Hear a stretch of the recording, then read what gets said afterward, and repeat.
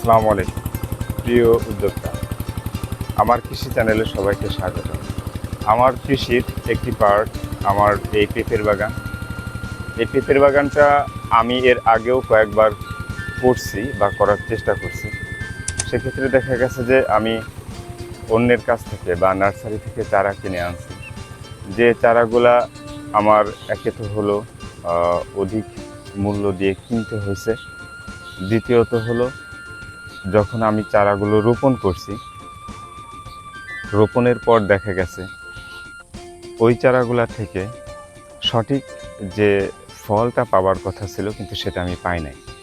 যার জন্যে আমি আবার নতুন করে চেষ্টা করছি 10 থেকে 15টা গাছ নিজে রোপণ করছি। সেগুলোও নার্সারি থেকে এনেই, বাট এই জাতের ভেরিয়েশনে আমি 15টা গাছের মতো আমি রোপণ করছি। তার ভিতর থেকে যে কটা গাছ আমার হয়েছে তার ভিতরে সবথেকে বেস্ট আমার এই পেঁপে গাছটা। যার জন্যে আমি আপনাদেরকে এই ভিডিওটা বারবার দেখাইতেছি। আসলে একটা বাগানে সফলতার জন্য যে সবথেকে বেশি গুরুত্বপূর্ণ যেটা, সেটা হলো চারা। এই চারাটা যদি কোনো উদ্যোক্তা নিজে উৎপাদন করতে পারে, নিজে তৈরি করতে পারে, তাহলে সেটাই হয় সবথেকে উত্তম। তো আমিও ঠিক একই ধারাবাহিকতায় চেষ্টা চালিয়ে যাচ্ছি। তো এই গাছটা থেকে আজ আমি আমার যে পেঁপেগুলা এগুলো আমি সংগ্রহ করব এবং এর কি কি প্রক্রিয়া আছে সেগুলো আমি আপনাদেরকে দেখাবো। তো সাথেই থাকুন।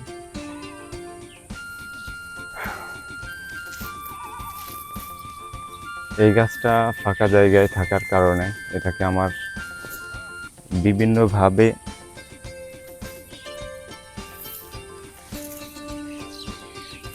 আগলে রাখতে হয়েছে। কয়েকটা স্তরে একে আমার সংরক্ষণের জন্য কয়েকটা স্তর আমার তৈরি করতে হয়েছে। তো সব মিলে পেঁপেগুলো এখন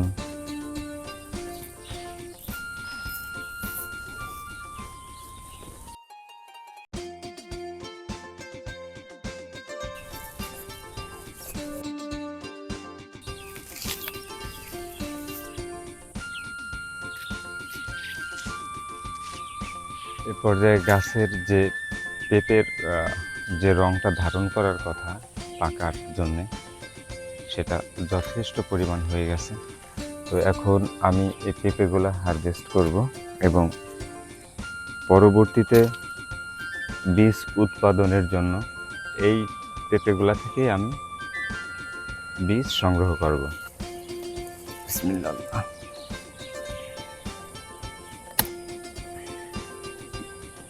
মাশাআল্লাহ, একটা পেঁপের ওয়েট কতটুকু হতে পারে আপনারা যারা এই ভিডিওটা দেখবেন আনুমানিক একটা আইডিয়া আপনারা দেবেন।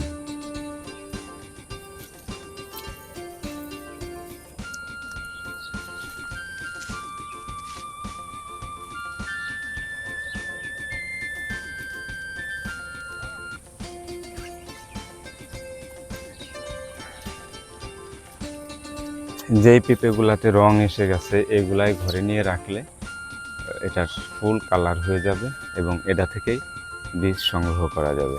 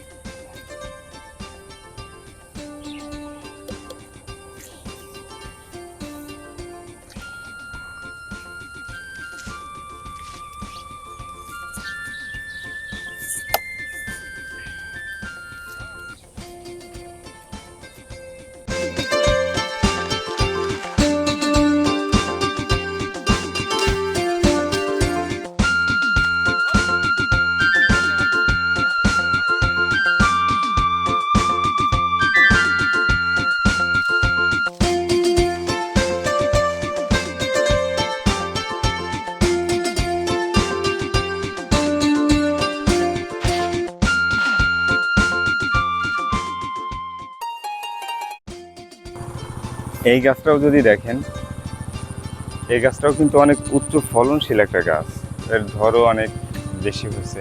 তো সবজি হিসাবে এই পেঁপেটাও পারফেক্ট, কিন্তু এই গাছটার মাথা না থাকায় আমি এটা থেকে বীজ সংগ্রহ করি নাই। চেষ্টা সবটাই চালাইছি, কিন্তু আসলে এটার ভাইরাসটা লেগেই গেছিলো, যার কারণে এই গাছটা থেকে বীজ সংগ্রহ করি নাই। ওই গাছটা থেকেই বীজ সংগ্রহ করব। তো এরকম আসলেই একটা করলে একটা থেকেই সফল বা ভালো কিছু পাবার সম্ভাবনাটা ওইরকমভাবে থাকে না। যার কারণে আমি অনেকগুলো লাগানোর ফলে আমার ওই গাছটা খুব ভালো হয়েছে। তো আমি ওই গাছ থেকেই যার জন্য ফল সংগ্রহ করতেছি। আমার আরও অনেকগুলো গাছ আছে, সে গাছ থেকেও মানে এরকম ফল সংগ্রহ করার যথাযথ উপযুক্ত না।